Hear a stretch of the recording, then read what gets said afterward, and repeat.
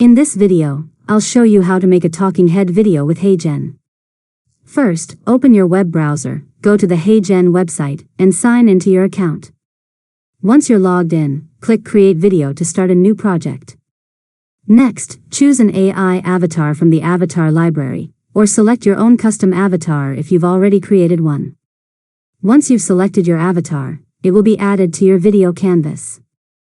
Now, type or paste your script into the text box.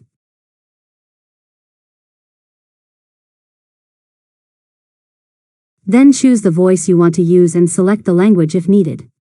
You can also customize the background, add text, images, logos, or other visual elements to match your presentation.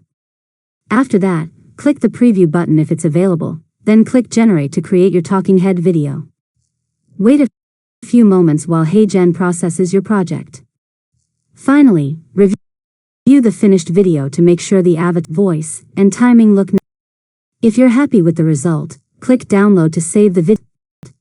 You've successfully learned how to make a talking head video with HeyGen.